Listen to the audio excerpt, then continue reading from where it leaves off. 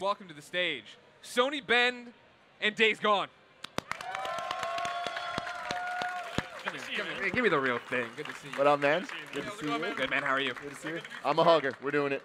I'm a hugger. We're doing it. Sony Bend, Sony Bend, Sony Bend. How the hell are you? Oh, we're awesome. Introduce yourself to everybody. I'm John Garvin. I'm the creative director. I'm Jeff Ross. I'm the game director on Days Gone.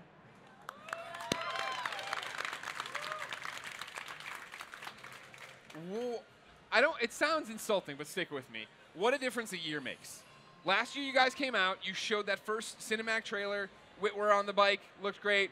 All right, zombies, we're shooting zombies, that's cool. And then this demo this year, I was like, I'm all in. Because last year you guys had talked a little bit about systems, mechanics, open world, all that jazz. I was so blown away with this demo, and then you went behind closed doors today. Yeah, and I got to see a bit more of it, and it's what blew my mind was the demo that everybody saw on the PlayStation Showcase. That was awesome.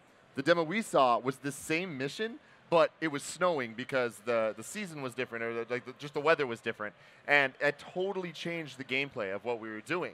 So the scene that you saw where there was the rope that kind of choked him out and he like fell off his motorcycle, in this thing he totally avoided that and went around, killed the guys, cut the rope so he didn't have to deal with that. And the ambushes he dealt with and the situations were totally different. And I was like, this is so much more dynamic than I expected it to be. Yeah, and that's really what we wanted to emphasize this year is just the open world dynamic systems. Yeah. So, you know, things like you said, last year we showed the Horde, which is hundreds and hundreds of freakers, and it was a life and death sort of chase for Deacon just running for his life. This year we wanted to show how you could, and I think this is a term Jeff came up with, weaponizing the Horde. You can actually use enemies against each other because, you know, we introduced, you know, marauders, so human enemies this year. And just the idea that it's an open world system where everything's alive, everything has its own needs, everything has its own faction, and it can be used against each other. Yeah, so if we said a lot of mumbo jumbo last year, like system and some blah, blah, blah, really what we were trying to say was it's a deadly world that's going to try to kill you a lot of different ways. Yeah. That's a good thing that you have. Yeah, and I mean, speaking of that, like another thing I noticed about the demo is it is extremely violent in a way that kind of makes you feel uncomfortable, but that's the point. Like, this is obviously an apocalypse, obviously things are really bad, but seeing some of the death animations, there was a moment in the demo I saw behind closed doors where after he cut the rope, he killed one of the guys, runs up on the other guy, like shanks him in the spleen, he falls back, and he's like, please, no, no, and then he just stomps on his face and his head explodes, and I was like, whoa, okay. But I mean, that's the world that they're in. Yeah, it is. And one of the things that we really wanted to do, and you can see that kind of happening right here, is this is that same ambush that on the media showcase demo, Deacon was distracted by runners, which are infected wolves, and so he's dealing with that, and then he gets clotheslined, and just bam, he's on the ground, and these guys are on him. And in the alternate demo that you saw, he's able to go around them, and you know, it's like what he tells that guy when he's begging for his life. He's like, no, and he stomps him, and he says, you just paid the price. Yeah. You know, you had your chance, and that's the world we really wanted to kind of explore was how, you know, it's like how savage it can be, how brutal it can be, you know, but keeping it real. So, you know, we're trying to keep it as realistic as we can. Another thing that surprised me was how open the game was. Like in the demo I saw, he's riding his motorcycle around, and it was a really vast open world, and it seemed like there was a lot going on where even if it wasn't like side missions and things like that, there was like world building going on. Like there was a tree with a freaker attached to it by a chain, and one of the marauders was giving him shit and kind of like, oh, you can't get me, and then you as a player can shoot the chain, the freaker goes and kills the dude, and he's just like, you shouldn't have been talking shit, you got shot. You know, and we love that moment because it's one of those things where it shows the depravity of the world and how, you know, we stomped a guy's face in, but there's no great people left in this world. I mean, people who got this far did some nasty stuff. So, and these guys would have killed Deacon if he didn't get the upper hand on him. So, but the depravity that we can witness, we also want to make that interactive, which is why, you know, the player had the tools to turn that situation around. And again, it's not a prescribed way of doing it. The player can choose to engage it or not, or try other techniques, but we just want to give the player a set of tools where he can be as violent as he needs to be in the context of this world, because it's kill or be killed to the extreme. Yeah. And like you were saying, it's open. That's the thing. So we really wanted to show off that this is one small part of the Cascade Wilderness, which is one of the regions in the game.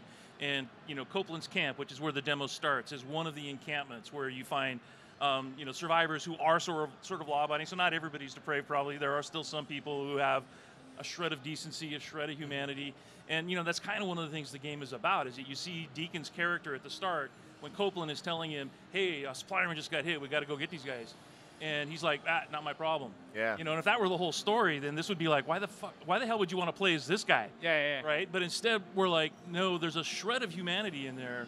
And he, when it's his friends, and that's sort of where the MC comes into it, is brotherhood and loyalty. And there are these sort of deep traits within Deacon, and then that's kind of what we want to explore over the course of the game, is like, why do you want to survive in a world like this? What gives you hope? What makes you want to continue? What is, from what you can tell us, the narrative of this game? Because is the MC still intact? Is that how he's been surviving? What are his driving motivations? Because that's always the thing when you get a bleak landscape like this, right? Where it is, everybody's a horrible person. Yeah. Well, why would I want to hang out? And it's 2 years after Day Zero, right? Yes. Where this starts. Yeah, so again, we set it 2 years after this event, the pandemic. We're really not going into a lot of detail about that yet, but in terms of the timing and the setting of it, a lot of post-apocalyptic experiences are 20 years on or 20,000 years on, and we wanted it to be just after. So there's still a lot there's still a lot of resources that can be found and gathered. The roads aren't complete, the buildings aren't completely destroyed. Sure. They're still mostly intact, and that's kind of why we chose that setting. And and then the same thing with the high desert. Like you can see, it's snowing like crazy here, and the reason is because in the high desert it can be July. The high desert is where Ben's studio is. Pure coincidence. Right, what you know. But it can be snowing in July. It's very extreme. We get extreme weather. We have extreme all kinds of environments within a very, very small area. So forests and deserts and lava tube caves. They can all be in a very small area. Yeah. I was also really impressed by, so going back to what we were talking about with the different skill trees and stuff, where there's the motorcycle, and over time you can build that up so you can like drive farther and go faster and all that. But in addition to that, there's like that detective mode-esque thing where you kind of can see the tracks, and that as you play through, that kind of gets a little bit more advanced, and you can mark the different enemies and like see where they are in different ways. And what else is there like that? Well, one of the things you can see on the alternate path is that we show a lot more of the motorcycle going off-road, burning fuel, taking damage. So you've got one bike in this world, and it's Deacon's bike. It's part of his personality, and you can't whistle for it to come to you. You've got to keep tabs on it. You got to find it. People want it, and you got to manage. You got to maintain it too, and you got to upgrade it. So that's part of the motivation for him working with these camps, is that they can help provide some of the upgrades that he's going to need to survive. Yeah, we really wanted to, again, the vision mode you're talking about, we call that survival vision. Okay. And then when you bring up this wheel, it's the survivor wheel. So we wanted to give Deacon a whole range of tools and abilities that, again, are part of our experience system and part of your ability to, like, choose how you want to play the game. So you can do it stealth, and like in the alternate path that you saw, you can run and gun. Mm-hmm. There's just you can play it the way you want to play it. Yeah, and so with all the enemies, it seems like, so there's the Marauders out there, there's the Freakers, which are the zombie-style things, but then there's also the infected animals. So we saw wolves in the demo, but then there's also that bear at the end. Is there any other animals out there? So, yeah, you saw, we call it the Rager, so that's the infected bear. You saw the Runners, which are infected wolves, which, by the way, if Deacon hadn't shot that wolf on the Media Showcase demo, it would have knocked him off his bike. So that's kind of another example of how we say the world comes for you. And last year we showed the Horde, we showed Swarmers, we showed Newts, which were adolescents when they were infected. And I think in the alternate path demo, we also showed crows. Interesting. What I also liked is how this demo that we saw kind of took last year's, and like instead of it being this massive swarm of hundreds of them, we saw kind of just smaller mobs of them, and you could kind of control them and shift them using noise by like in the demo I saw, there was a dude, you put a bear trap down, you threw a rock to get him to go over to it, he got caught, and he started screaming, and all of his friends were like, dude, shut up, you gotta shut up, they're gonna come. He didn't shut up because he just got his leg bit by a freaking bear trap, and he gets shot in the head by his friend. And I was just like, that is insane. But the messed up thing is that was the right play, too, for the friend to do. Yeah, and that's our world. And it's such a cool use of then seeing the swarm kind of come in and you as a character just kind of stealth hiding in the grass and just letting them take over for you. Yeah, the Horde is real, and it's, like I said, it's hundreds of freakers. And early on in the game, it's 1,000, by the way, at least.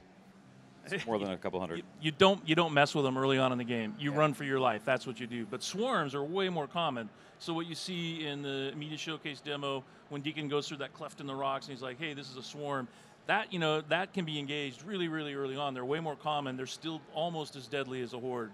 And then you saw also when he was looking over the railing down at that valley below. Again, that just on the one hand it shows how big our world is because you can actually explore all of that. But it also shows you how dangerous it is because these swarms are everywhere. Yeah. My question would be this: you debut it last year. You get to see chuckleheads like us talk about it nonstop. What's the biggest thing people have gotten wrong about the game? I feel like the more we talk about it, right, and the more we see of it, the more my impression of it changes, right? Where it goes from so many people are like, "Oh, it looks a lot like Last of Us." The more we talk about it, I'm like, "This seems a lot more like Horizon." And then, what for you is the biggest misconception? That everything's fake. Last year we did the Horde thing and it was live. I mean, it was the real deal, and you just can't win with this crowd. Or when you play it one way, people think it's linear and that's the only way.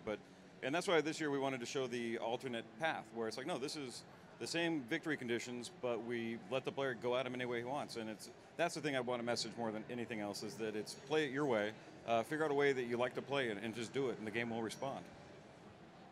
Well, for me, I think it's we're number one, we're flattered because all these games that we're being compared to, we're huge fans of those games. Sure. And we were in development alongside most of them, and we're gamers. So what we want to do is craft an experience that at least for me, I want to craft an experience that I haven't played before. So I think probably the biggest misconception is that if we're trying to create, are we trying to create an experience that's real? Are we trying to ape something or mimic something? And that, that's just not the case. We're trying to create Days Gone, which for us is a brutal, open world, dynamic system. And to me, it feels very different than most of the games that I've played up to date. I think the other, interesting thing coming away from this, right, is talking about my misconception of it, you guys doing it, but then you had a really interesting story from behind closed doors where they were asking you, like, how does all this work? Like, what's the biggest change from last year? And what I liked from what I heard from Tim was the answer was like, well, nothing's changed. There hasn't been a drastic. We're just building on the systems we have. Is that been for you the story of the development of Days Gone, having this idea and then just because we always make fun of Eric, right, of how long it's taken for you guys to put out another game, and where is it, Sony Bend, and where is Sony Bend? And it's one of those, like, when you look at this and you see and start talking about, when you talk about the mechanics, you see it on the screen, it seems like you've been working on one thing for a long time and you want it to be really fucking good.